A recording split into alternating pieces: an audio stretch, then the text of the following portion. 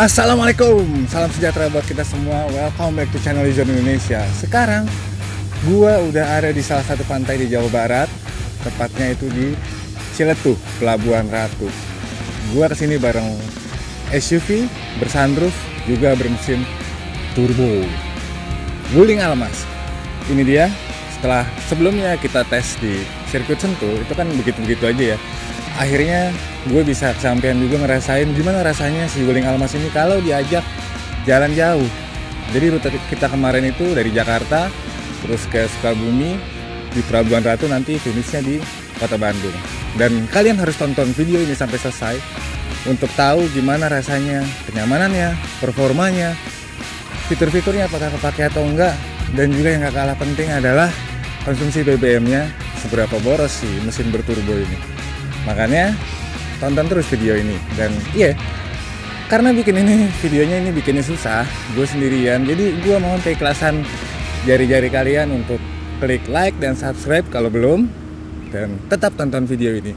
Check it out guys. Brum brum brum brum brum brum.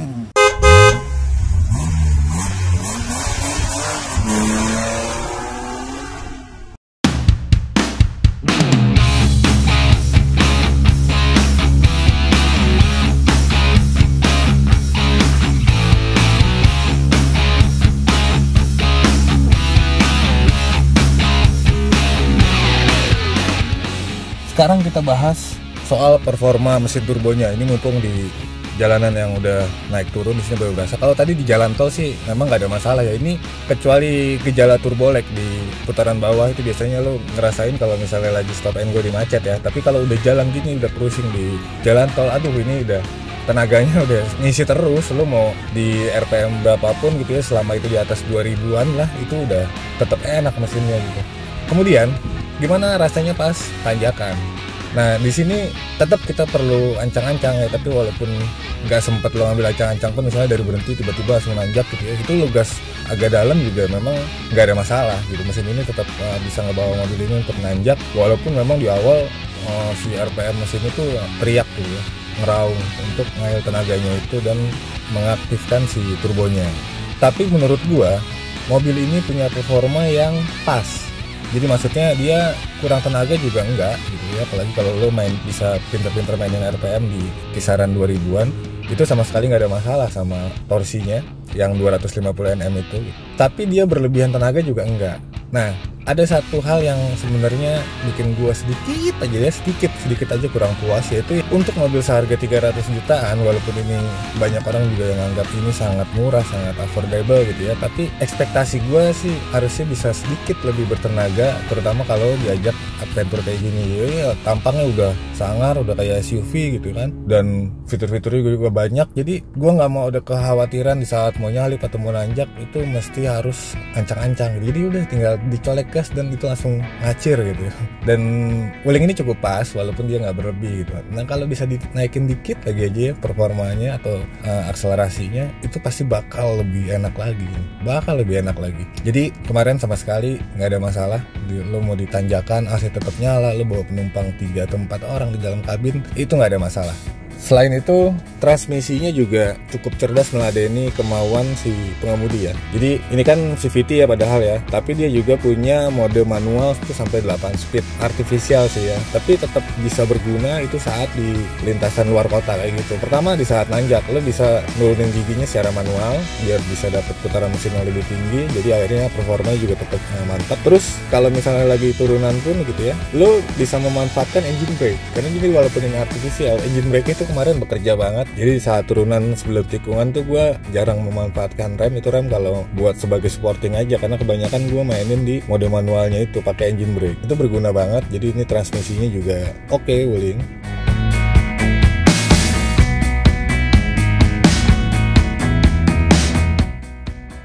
Oke, sekarang gue udah ada di dalam kabin, duduk di belakang, dan ini ternyata posisi paling enak di Wuling Almas ini guys. Lo bayangin, ini selain lega dan juga, waduh, ini pemandangannya di atas ada sunroof yang sampai di belakang juga.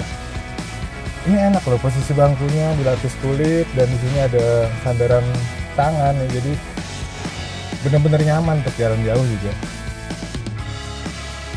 Kemudian gimana handlingnya? Sebenarnya kalau misalnya urusan handling itu dari kemarin yang pas kita first drive di Sentul itu udah berasa kok. Dipakai ngebut gitu, dia di cornering di tikungan sirkuit aja ini mobil cukup enak ya. Body roll itu dikit banget, apalagi ini SUV kan, harusnya dia pasti ada limbung-limbungnya, tapi ini enggak. Cukup baik, gue suka sama handlingnya si Wuling Almas ini. Gitu juga saat kemarin di track Sukabumi ya, di rute Sukabumi itu kan banyak tanjakan, terus tikungannya juga ekstrim-ekstrim, dan ya memang bener nggak beda jauh sama di sirkuit. Mobil ini benar-benar punya handling yang menyenangkan. Jadi setirnya dia ringan kalau lagi patan rendah, kalau misalnya lagi kencang dia lah ngeberat sendiri. Ini power steeringnya ya, dan lumayan cukup presisi walaupun feedbacknya juga nggak gede-gede banget, tapi lu cukup presisi lah untuk melintas di lintasan yang sebenarnya kemarin juga pas-pasan ya, cuma 2 mobil pas. Jadi kalau misalnya kita selisipan sama mobil di depan itu memang harus bisa memaksimalkan ruang yang ada, dan Wuling cukup baik untuk meladeni itu ya. Handlingnya tetap oke.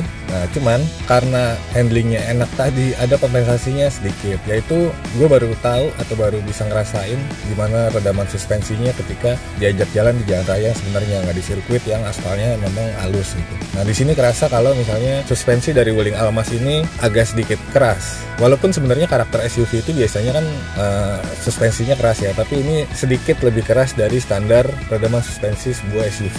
Itu berasanya kalau misalnya lo nginjak jalan berlubang gitu, itu jeduknya berasa. Tapi kalau misalnya kita cuma sekedar jalan bergelombang dan ya jalan-jalan rusak sedikit berbatu, justru rasa suspensi mahalnya itu keras. Tapi menurut gua nggak masalah lah, toh gua pas duduk di belakang juga nggak begitu terganggu dengan guncangan di dalam kabin gitu. Justru malah jadi ngebikin si karakter Wuling Almas ini lebih stiff, lebih kaku gitu sih.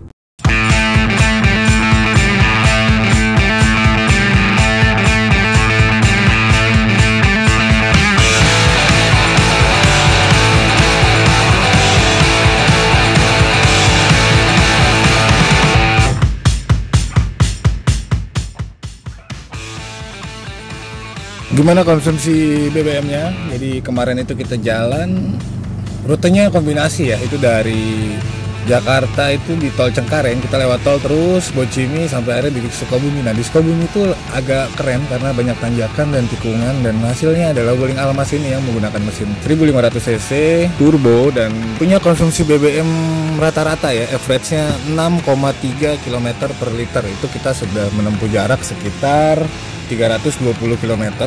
Itu cukup lumayan ya, karena memang mesin ini dipaksa buat kerja keras, terutama saat di tanjakan-tanjakan itu ya. Gue nggak tahu ini masuk kategori irit atau boros.